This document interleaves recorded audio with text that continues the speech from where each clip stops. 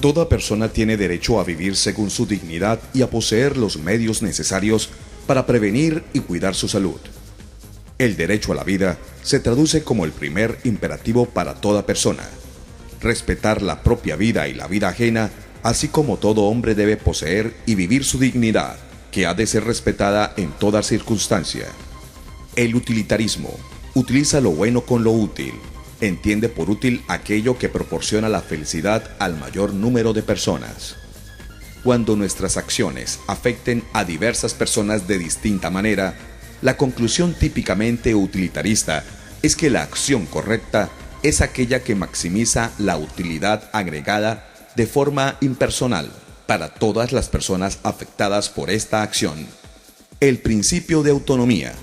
Uno de los conceptos que se encuentra más estrechamente ligado a la libertad es la autonomía.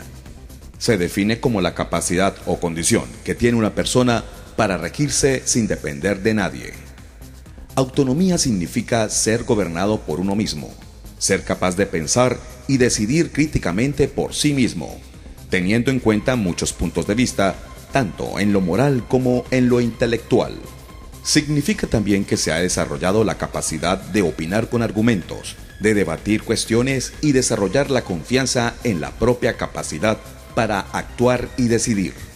En el contexto de la problemática por las decisiones en torno a la vida, el principio de autonomía se expresa como uno de los principales argumentos a favor de acciones como el aborto, la eutanasia y la distanasia. Uno de los interrogantes o problemas que más cuestiona a la humanidad en la actualidad es la supresión o interrupción voluntaria y consciente del proceso de la vida. La interrupción voluntaria de la vida humana, su destrucción, admite diferentes interpretaciones y son frutos de múltiples motivaciones. El aborto tiene que ver con la expulsión del feto inmaduro, incapaz de vivir fuera del seno materno. Así se entiende que sea la interrupción del embarazo cuando el feto todavía no es viable. Esto es lo que se conoce como aborto espontáneo. Cuando una interrupción se da por la libre intervención del hombre, el aborto se convierte en objeto de lo moral y del derecho, conociéndose como aborto intencionado. Tipos de aborto. Se clasifica en espontáneo y provocado. Este último puede ser terapéutico, cuando la vida de la madre o el feto, a juicio del médico, está en inminente peligro.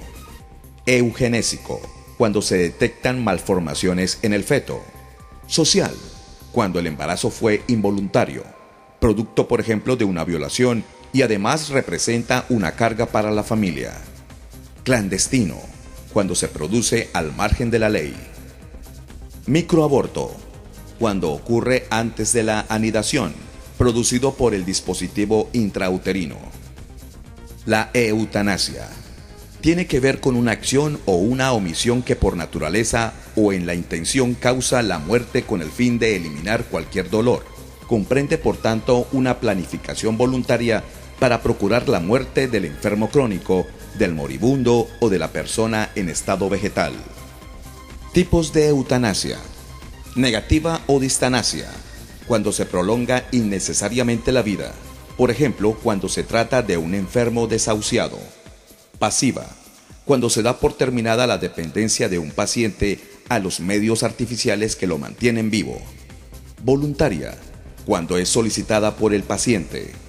Involuntaria, cuando se pone fin a la vida sin que la persona lo solicite, por ejemplo, si se suprime la vida de un niño que presenta malformaciones.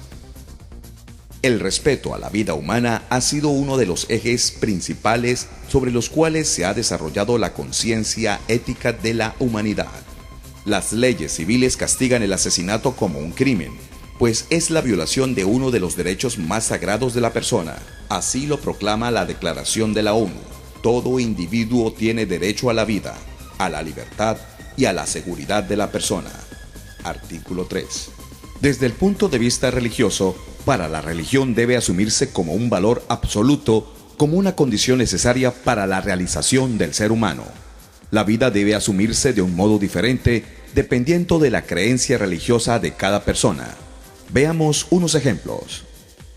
El budismo. La vida se comprende desde 10 estados, por los cuales el hombre pasa, suprimiendo el dolor y la muerte hasta alcanzar el nirvana. Los 10 estados indican 10 condiciones en las que una entidad de vida se manifiesta en el curso del tiempo. La vida se respeta porque se trata de liberar del karma en el cual se ha nacido, y la misma vida es el único camino para la liberación. El cristianismo. Para los cristianos, la vida es un don de Dios, único dueño y señor de ella. Dios es el origen y fundamento de la dignidad humana. Él es señor de la vida y de la muerte.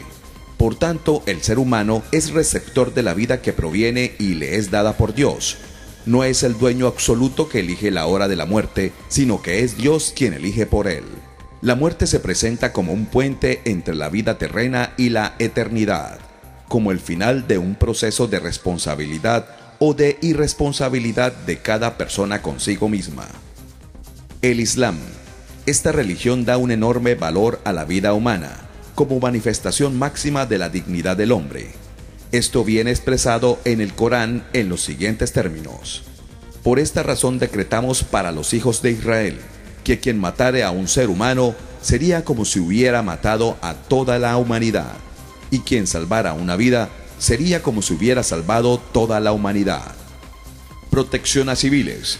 En caso de conflicto bélico, los combatientes tienen la obligación de no acabar con la vida de los civiles. De este modo resulta ilícito atacar a las mujeres y hombres no combatientes, los niños, los ancianos, los dementes, los enfermos y los inválidos. Pero hoy por hoy vemos en todo el mundo que son las principales víctimas de estas guerras sin sentido. Cuando hablamos de responsabilidad moral, hacemos referencia de manera especial a la corresponsabilidad, que significa que por el simple hecho de ser humanos somos responsables del cuidado del otro, mas no de las consecuencias nocivas de sus acciones. Como lo afirma Jean-Paul Sartre, somos nosotros los responsables de nuestros actos y decisiones, porque ellos implican nuestra propia existencia.